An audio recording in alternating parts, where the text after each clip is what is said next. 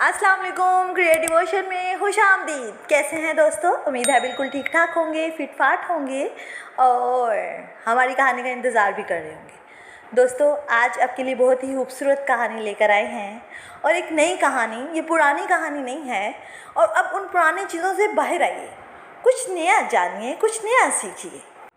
एक दफ़ा का जिक्र है नहीं, कोई तीसरी चौथी दफ़ा का जिक्र है कि किसी जंगल में एक कौवा रहता था।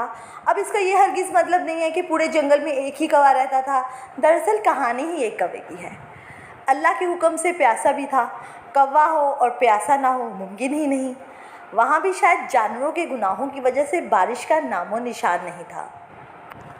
कौवे से जब प्यास बर्दाश्त ना हुई तो सोचा कि शहर की तरफ निकलूं, शायद कहीं पानी नज़र आ जाए। सो मियाँ कौवे ने उड़ान भरी।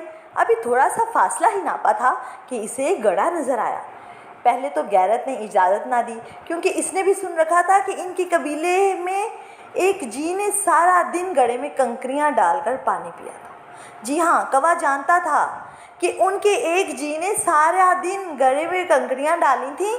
जब पानी ऊपर आया था तब पानी पिया था। लो जी, अब 21वीं सदी थी, किसी के पास इतना टाइम कहाँ कि वो कंकरियाँ ढूंढता फिरे। लेकिन प्यास ने भी शिद्दत पकड़ी हुई थी, सो एक ट्राई करने में हर्ज नहीं था। शायद गड्ढा बड़ा हो और कंकरियाँ ढूंढने ही ना पड़े। कौवे ने ट्राई मारी और गड्ढे के ऊपर लैंड कर गया। पहले तो उसे गड्ढे के अंदर सिर्फ अंधेरा ही अंधेरा नज़र आया। थोड़ी देर बाद जब आंखें कुछ देखने के काबिल हुईं तो देखा कि गड्ढे में एक काकरोच के अलावा कुछ भी नहीं था। कौवा इंतहाई मायूसी के आलम में काकरोच पर लानत बेचता हुआ दोबारा उड़ पड़ा। थोड़ा फासला तय किया तो देखा शहर के करीब एक तालाब है। कौवे की खुशी का ठिकाना ना रहा। तालाब के करीब पहुंचा और एक दफ़ा फिर मायूस हुआ, क्योंकि तालाब में एक तो इतने शापर और गंद था कि पानी मियाँ नज़र ही नहीं आ रहे थे। दूसरा, तालाब में कई मर्दार पड़े हुए थे। कौवा भी आखिर 21वीं सदी का था, सो उसे भी अपनी सेहत का ख्याल था। इसलिए बस तालाब को बस ऊपर ऊपर से देखकर लानत बेचकर शहर की तरफ निकल पड़ा। अब शहर में सबसे पहले उसकी नज़र जिस नलके पर पड़ी उसकी हत्थी कोई निकाल कर ले गया था। सो वहाँ भी उसे मायूसी का सामना करना पड़ा। प्यास से बुरा हाल हो रहा था और कहीं भी पानी की उम्मीद नज़र ही नहीं आ रही थी। कौवे ने आखिरी कोशिश के तौर पर पूरे शहर के गिर्द चक्कर लगाया, लेकिन पानी नहीं मिलना था, नहीं मिला। कौवे की सारी गैरत प्यास की नज़र हो गई। एक दफ़ा तो दिल किया इसी तालाब से ही जाकर पानी पी ले, लेकिन अब उसकी इतनी हिम्मत भी नहीं रही थी कि वो तालाब तक उड़ सकता।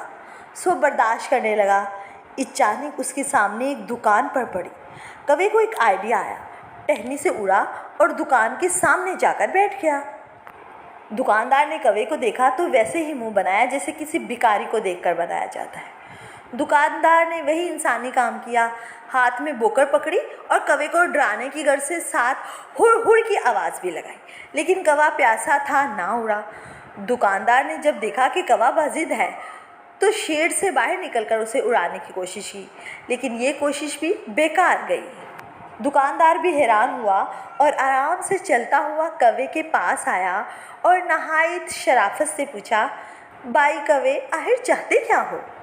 कौवे ने जिस्म से हारिज होती हुई जान को इकट्ठा किया और नहायत ही मासूमाना लहजे में कहा, ज़ालिमा, कोका कोला ही पिला दे, ज़ालिमा, कोका कोला पिला दे। जी हाँ, ये थी आज की कहानी। बहुत ही मज़ा आया मेरी ज़ुबानी। अपना बहुत सा ख्याल रखिएगा, दुआओं में याद रखिएगा। अल्लाह आप सबका हामी नाज़िर हो। बाय बाय, टाटा, अल्लाह हाफिज़।